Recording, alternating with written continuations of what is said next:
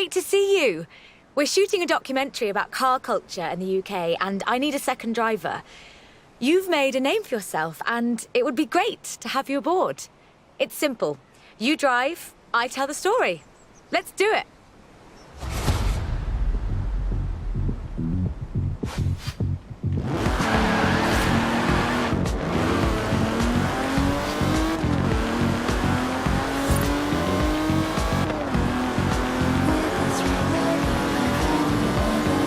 From Aston Martin to McLaren and Bentley, Great Britain is home to over a century of automotive excellence. I'm Rebecca Dawson.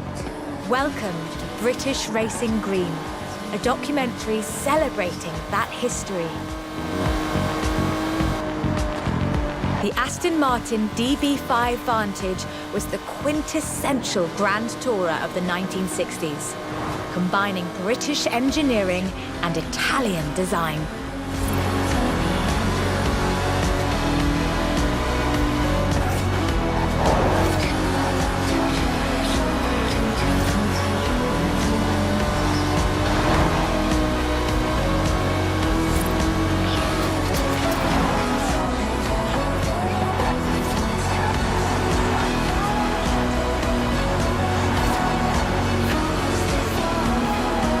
The Vantage featured side-draft carburetors and a refined camshaft profile, capable of a blistering top speed of 162 miles an hour in 1964.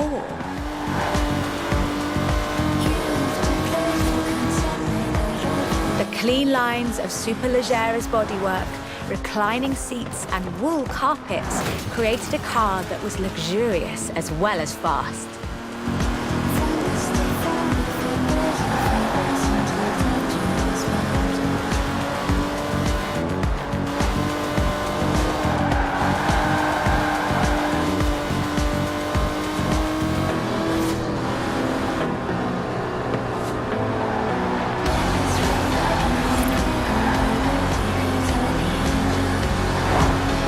This car would form the basis for the DB range, with later cars improving on the design in many ways. But none would ever achieve the sheer, iconic perfection of the Vantage. In 200 meters, turn left. For all of its beauty and engineering perfection, only 65 of these beautiful machines would ever be built. If you own one, you own a piece of British history. In 200 meters, you will arrive at your destination. The silver DB5 would be immortalized in half a century of cinema. The classic Aston Martin.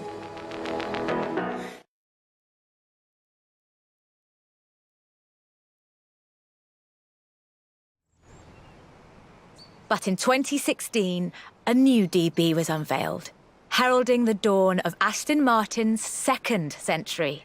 The DB11 is the first production turbocharged Aston Martin. But is it a worthy successor to that legacy?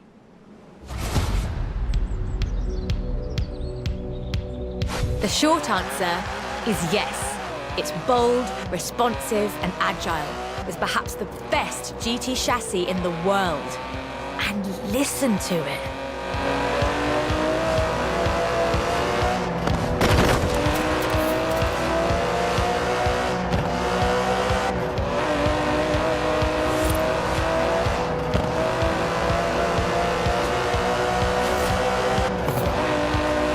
Able to hit 60 miles an hour in 3.5 seconds, the DB11's 5.2-litre twin-turbo V12 boasts a top speed of over 200 miles an hour.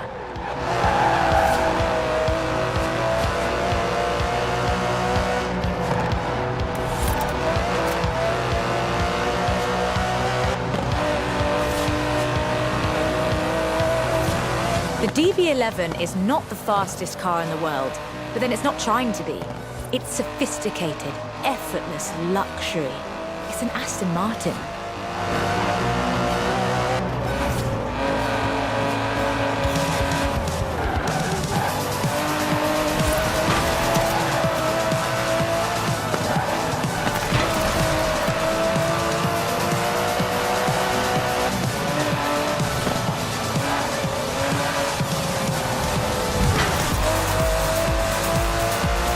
The DB11's front strakes channel air to create a virtual spoiler, providing downforce without compromising the car's clean lines. Brilliant.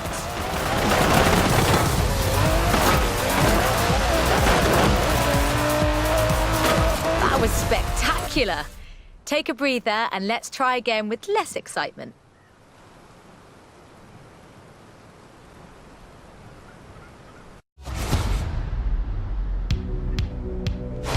The short answer is yes.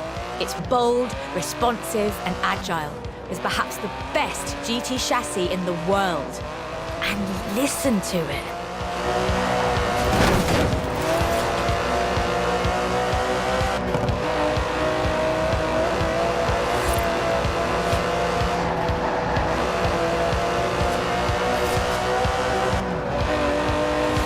Able to hit 60 miles an hour in 3.5 seconds, the DB11's 5.2-litre twin-turbo V12 boasts a top speed of over 200 miles an hour.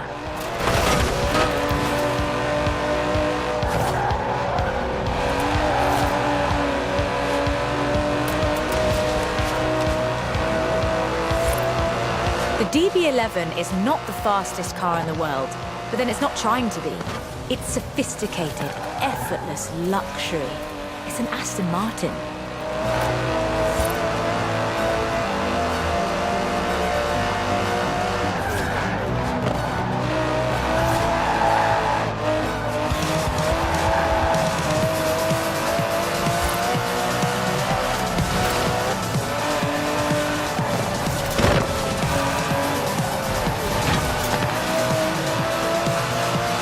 The DB11's front strakes channel air to create a virtual spoiler, providing downforce without compromising the car's clean lines.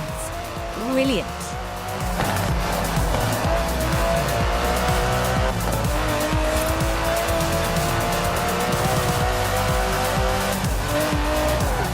Most importantly, I think, the DB11 proves that Aston Martin is ready for another century of beautiful cars. And I can't wait.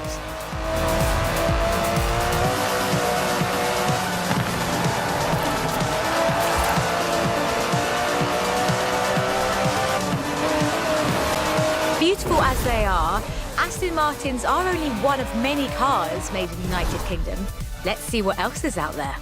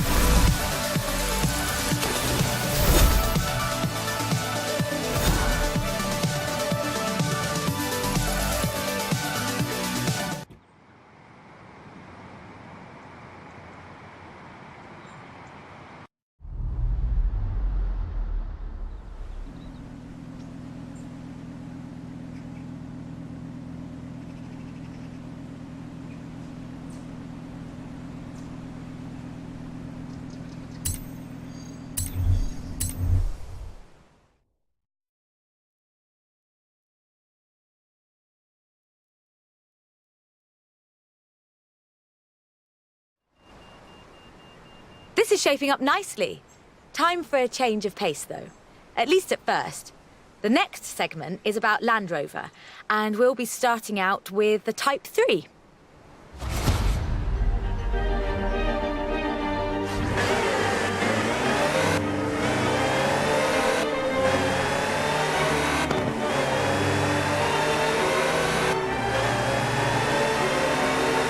Land Rover, the British sports utility vehicle. But before that, they were actual utility vehicles. Solid, tough trucks, unstoppable over almost any terrain. In 400 meters, turn left. The Land Rover Type 3 marks the point where that shift begins. And we'll be looking at what that meant.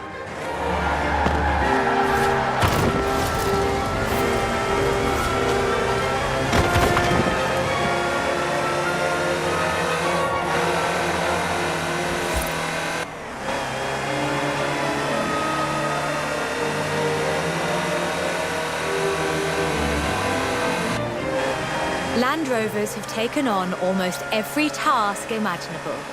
They've been generators, tractors and ambulances. They've brought peace and carried medicines to disaster zones. They've even been buses. Over 500,000 Series 3s were built, and over 70% of those are still on the road today. They were extensively exported and built under license abroad. Belgium, South Africa, even Australia and New Zealand. With a robust chassis and signature Land Rover engineering, the Type 3 also marked the first time that buyers could choose interior options, like seat box protectors and cubby boxes.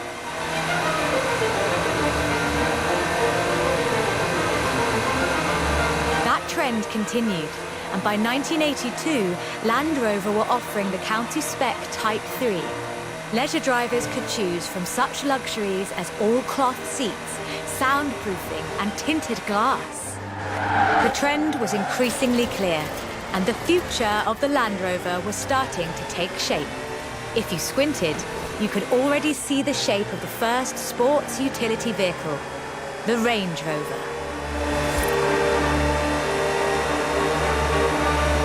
While the stock Type 3 would never be particularly fast uphill, there is almost no hill that it couldn't climb, or down for that matter, if you put a proper winch on it.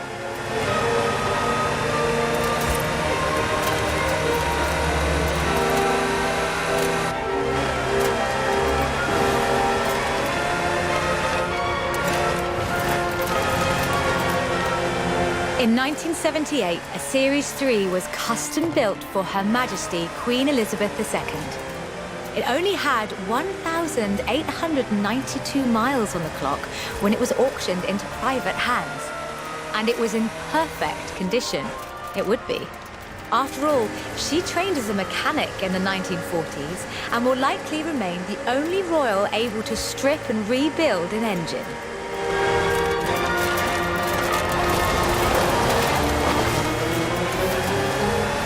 200 meters, you will arrive at your destination.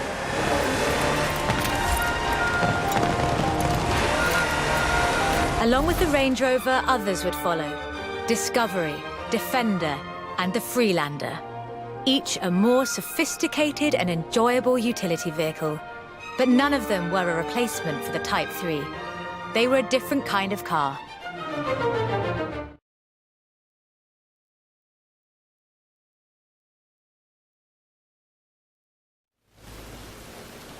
The Type 3 was arguably the first sports utility vehicle, an evolution of the design that would lead ultimately to this. The Bowler Nemesis, an off-road racing vehicle that turned into a production SUV, the Nemesis EXR. It sports a turbocharged 5-litre Land Rover Jaguar engine, crammed into a carbon fibre chassis with integral roll cage. It even has the grille, headlights and rear lights from a Range Rover.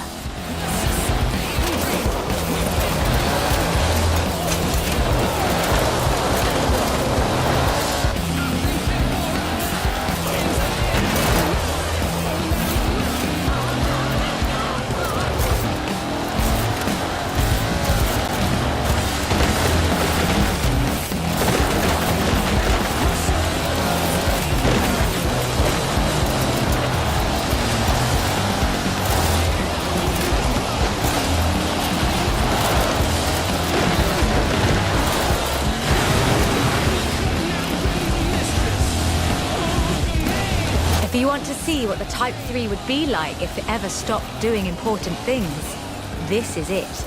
And it's beautiful.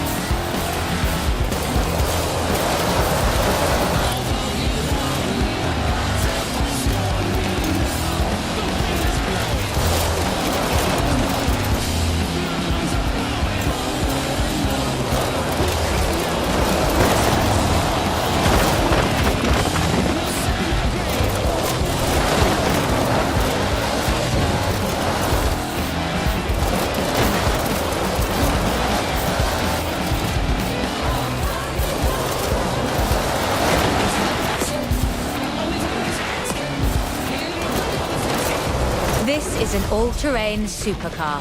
That's the only fair description for this. But that's what you get when you build an SUV with Land Rover DNA.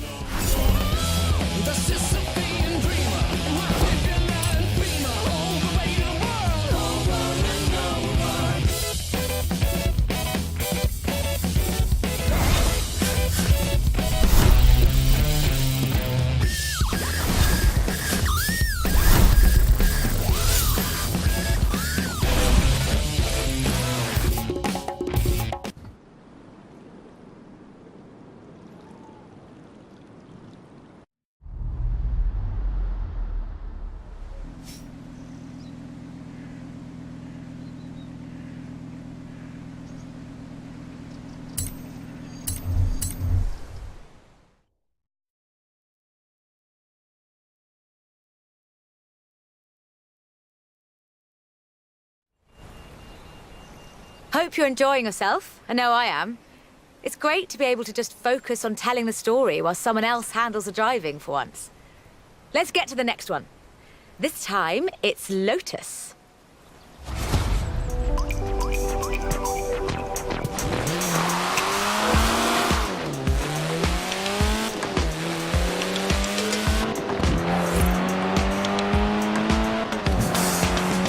Lotus Engineering Limited began as many stories in British engineering do, in an old barn.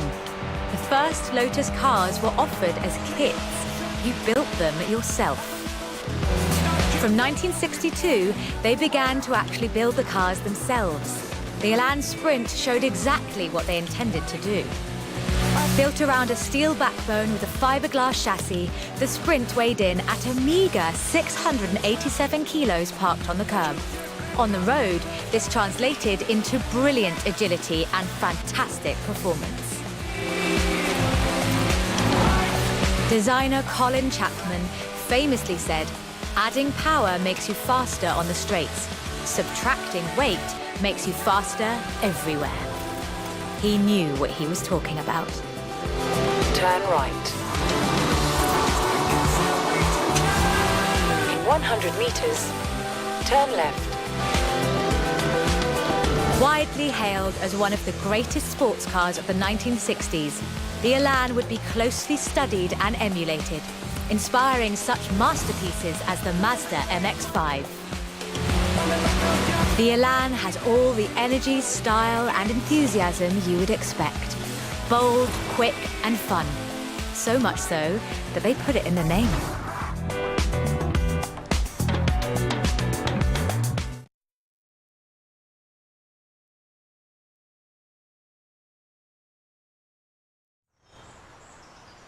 The Elan Sprint was a financial as well as an engineering success for Lotus, validating their approach to design and resulting in a whole family of light, agile roadsters.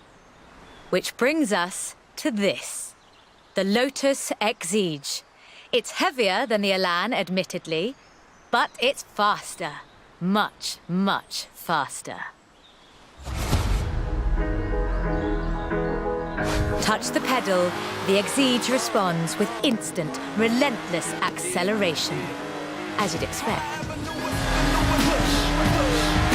With a 0 to 60 time of 3.8 seconds and a top speed of 170 before upgrades and tuning, the Exige is uncompromising.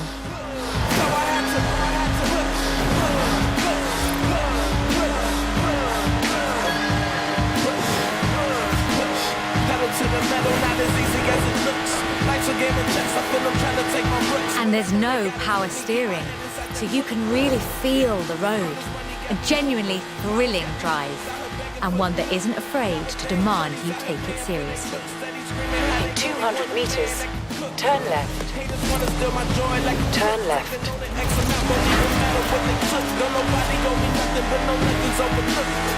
Gotta push till I'm down with the cook. Feel the motor heating up the hood. Every day I'm thankful that I'm breathing, eating good. Can't wait till the day that I can get back to the hood. Take a trip back when I could. Don't get me misunderstood. I had to push. All I had to do was I tell them don't think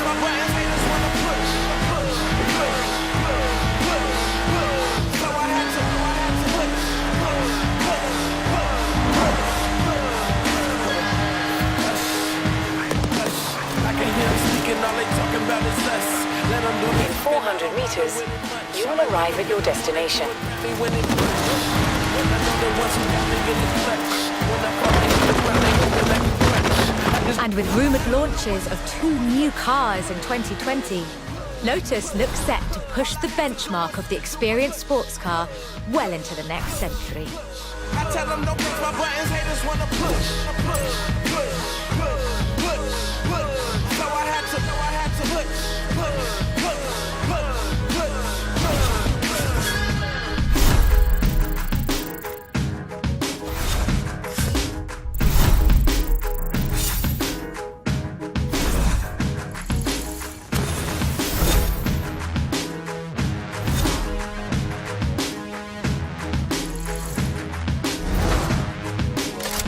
All I ever knew was push. All I had to do was push.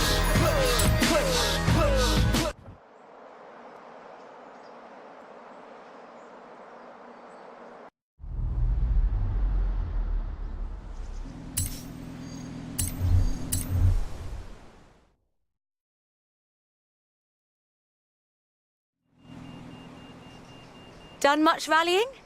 That's a joke. We've all seen what you've been up to. We're doing the next bit on location.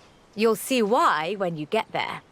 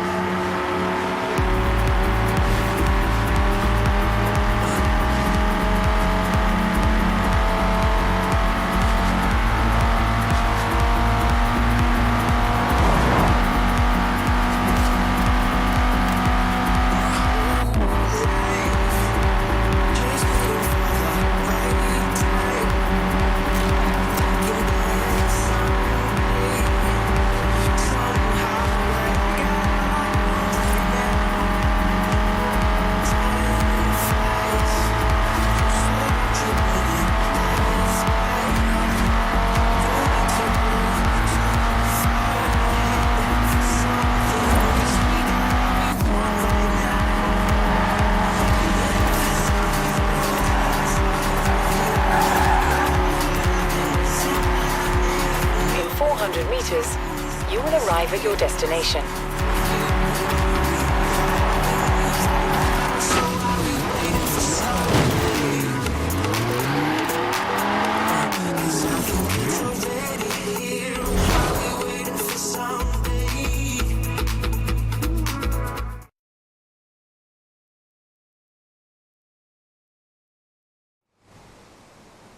Ford, that most American of cars.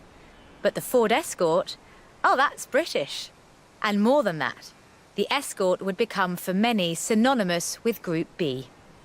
In the 70s, Ford had embraced that destiny so firmly that they'd begun their own championships to find new drivers. Drivers for cars like the RS 1800. This was a car designed explicitly for rallying, with a powerful fuel-injected 1790cc Cosworth BDE engine.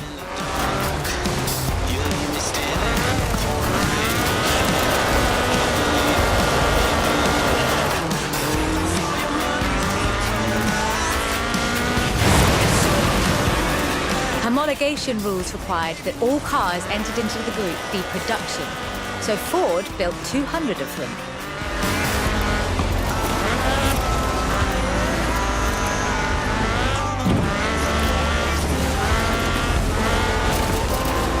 The RS 1800 raced to victory after victory across the rallying world, on almost every continent and across every terrain type imaginable.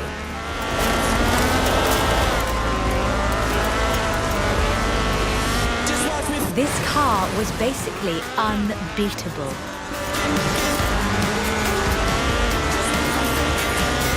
The RS 1800 brought home 17 World Rally Championship victories for Ford. I try to make my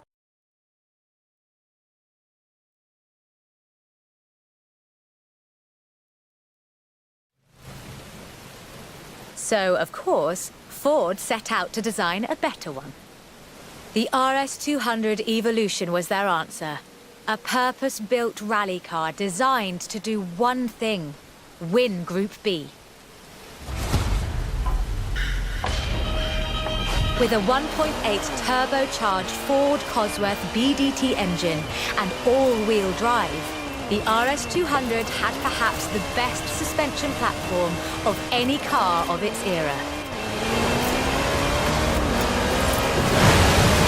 The chassis was fiberglass from Reliant, and a massive Ford parts bin was raided to give the car that iconic look.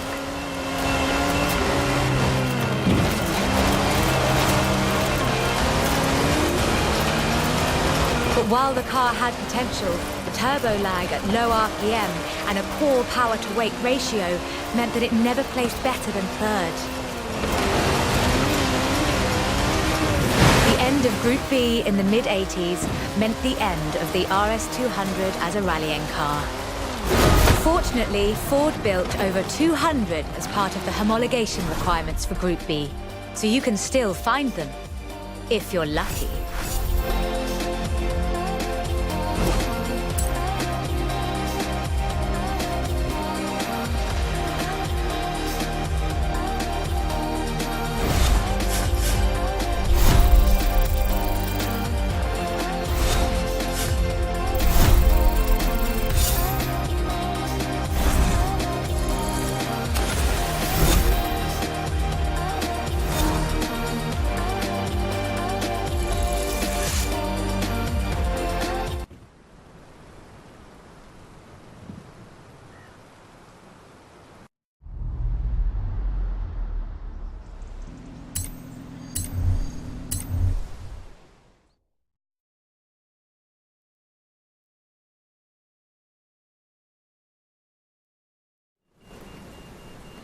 You know, I really like this car. Not that I'd want to drive it for too long. Squeeze yourself in there and let's see just how fast you can make it go. Which won't be too fast. But hey, I could be surprised. The Peel P50 has the dubious honour of being the smallest production car in the world. A one-door microcar coupe, featuring a 42cc air-cooled engine, capable of a heinous 38 miles an hour. And a handle, so you can pick it up and carry it with you when you get to work. And keep in mind that this is the production version. The prototype had the single wheel at the front. Why would you think that was a good idea?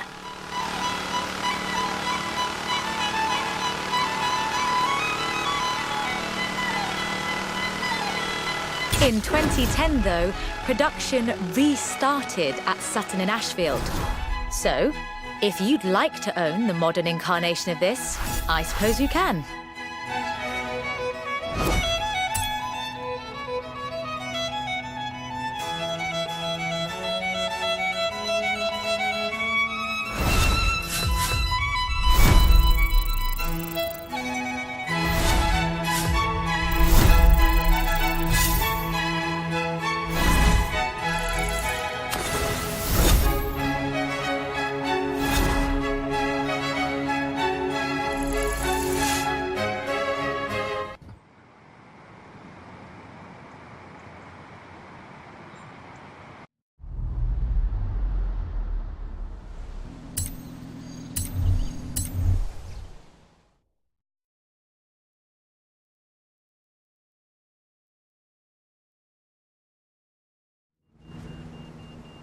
Hey there!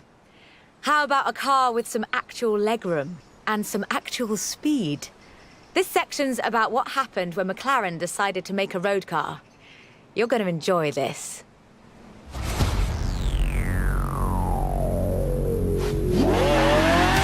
The track and the road have very different requirements. For McLaren, that was a challenge they were more than willing to embrace. In 1988, they set out to create the finest sports car the world has ever seen. By 1993, they had achieved their goal, and the honestly fantastic F1 was the result.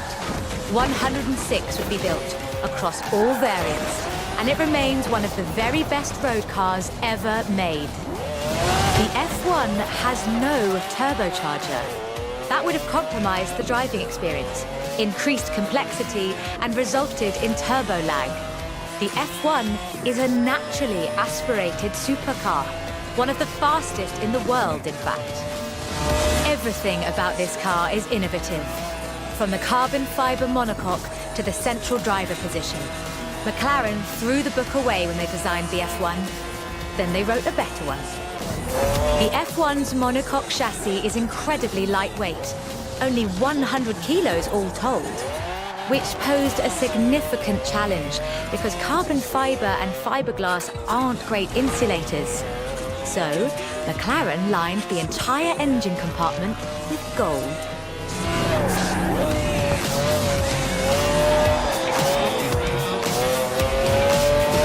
In 1998, the F1 prototype set the world record for fastest production car, a record that would stand for 2 decades until the Koenigsegg CCR claimed the crown.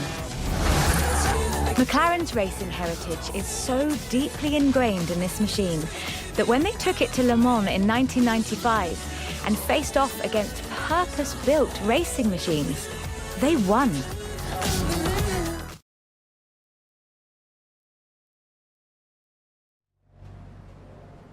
So, with something like the F1 to live up to, where do you go next?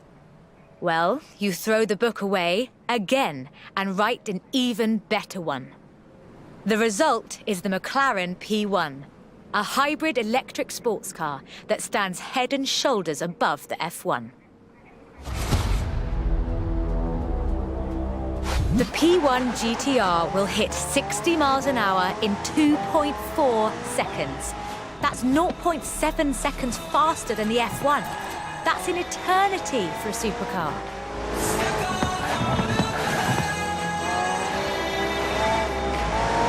The car's blistering performance is delivered by a twin-turbo V8, supplemented by a McLaren ECU electric motor and instant power assist system. And they do mean instant.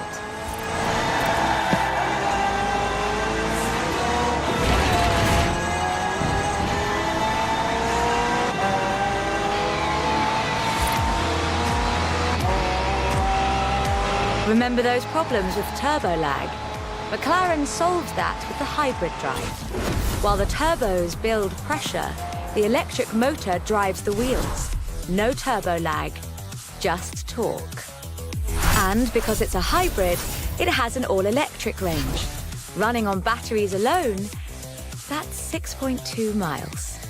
A bit more if you're going downhill.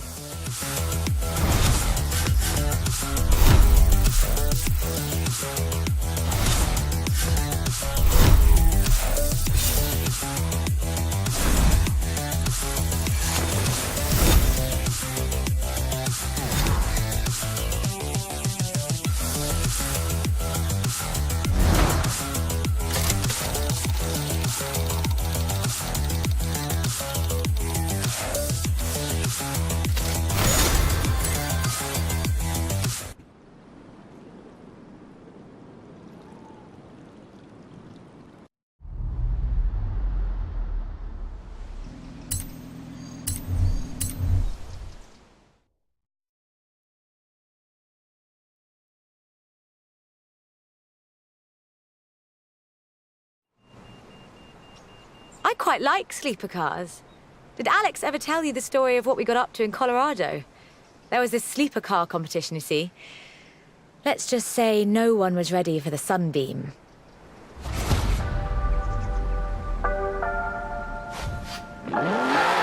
Lotus never quite let go of the upgrade game. So in addition to building their own supercars, they upgraded cars from other marques too. The Lotus Carlton was one such aftermarket upgrade. Lotus took a respectable 4-door Vauxhall saloon and turned it into a supercar. From the outside, there are a few signs that this is something special. Wider wheel arches, that sort of thing. But under the bonnet, that's where the magic starts. Engine capacity was increased to 3.6 litres, and twin Garrett T25 turbochargers were added. The engine block was reinforced, and new crankshafts were forged by Opel and machined in Germany. At the roundabout, take the third exit. The tyres were widened, and the tyre compound from the Lotus Esprit was used. To handle camber change issues, they put in the self-leveling suspension from the Opel Senator. The only upgrade they didn't put in was an electronic speed limiter. All of this resulted in the Lotus Carlton, designated Type 104 by Lotus, a 177 miles per hour supercar, masquerading as a four-door saloon. Only 950 of these custom gems were built, and they've become something of a modern classic.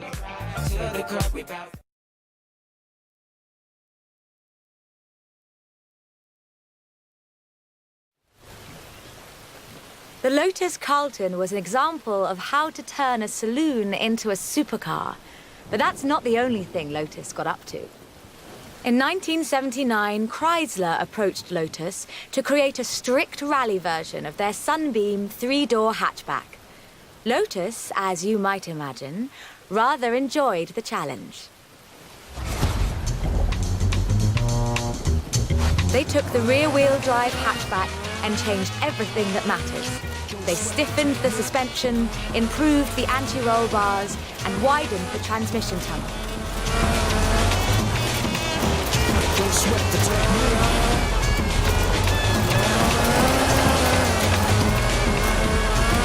Performance was increased by fitting a 2.2-litre version of the Lotus 911 slant four-cylinder engine, resulting in an impressive 250 brake horsepower, up from a meager 105 on the original.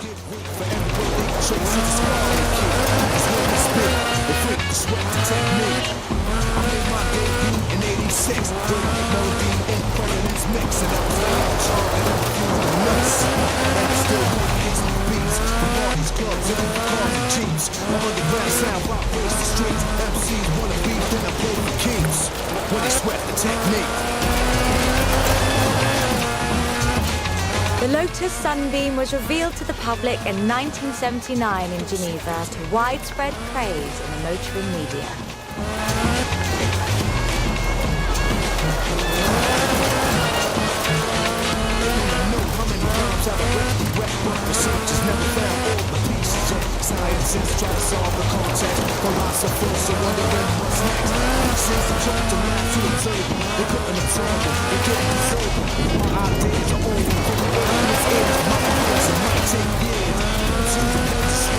More importantly, the Lotus Sunbeam saw racing success too.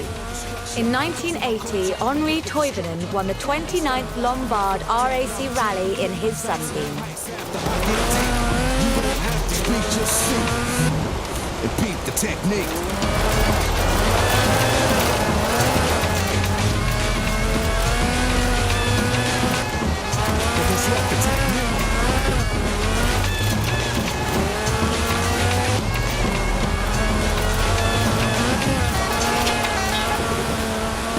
It almost makes you wonder if Lotus should do more conversion. It's a silly question, actually. Lotus should do more conversions. In fact, I'll call them right now.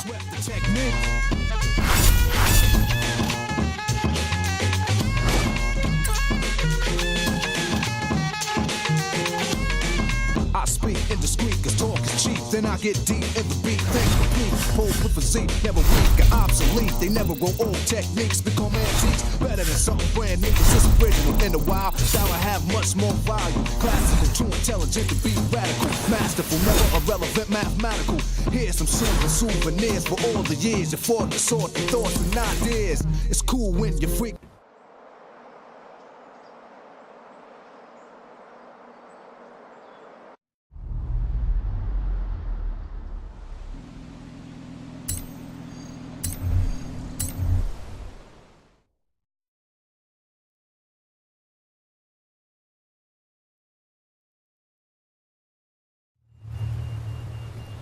I honestly think these might be some of the most beautiful cars in the world.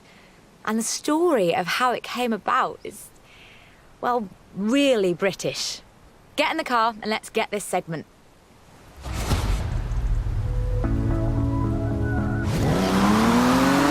Jaguar is a bit of a favourite of mine. The company is almost 100 years old and was originally founded to build sidecars for motorcycles. But this is the car that really set the bar, I think. The 1961 E-Type. When he saw it, Enzo Ferrari called it the most beautiful car in the world. High praise indeed. He wasn't alone in his admiration. Accolades have followed this car ever since. It's been in movies, comics, games, and TV shows. Unlike some later cars in the marque, it wasn't just looks though. The E-Type was light and fast. It would do 153 miles an hour and stopped on innovative four-wheel brakes that were better than anything Ferrari or Porsche or even Mercedes-Benz had. It was solid too, with a design based on the D-Type that won the 24 Hours of Le Mans 3 years in a row. At the roundabout, take the second exit.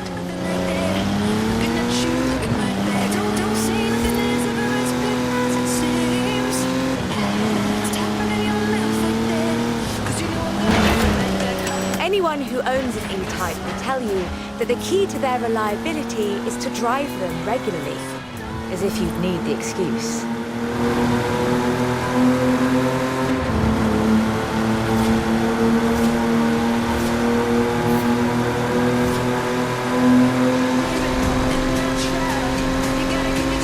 About 2,500 were built, and they're a common sight at auto shows, and surprisingly reasonably priced. All in all, an almost perfect Jaguar.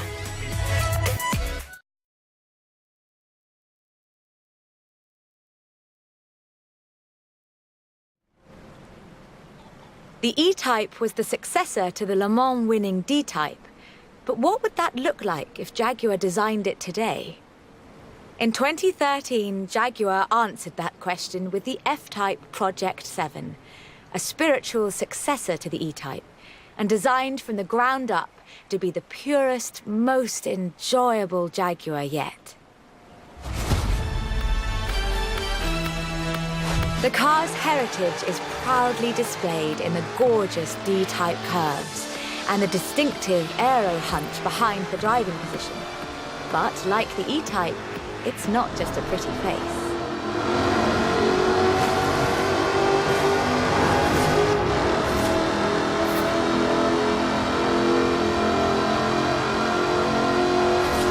By a 5-litre V8 supercharged engine. With a fully aluminium body, it's blisteringly fast, with a 0 to 60 speed of 3.8 seconds and a top speed of 186 miles an hour. A car as beautiful as this must surely have been a carefully authored design. Actually, it started as a sketch by designer César Pierri, thrown together one Friday in his free time.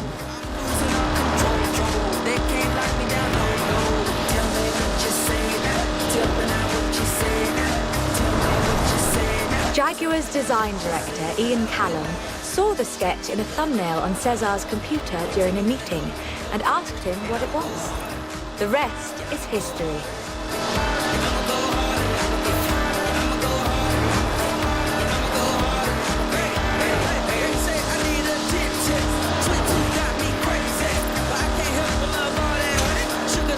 "250 Project 7s were built, as both a successor to the E-Type and as a celebration of Jaguar's victories at Le Mans.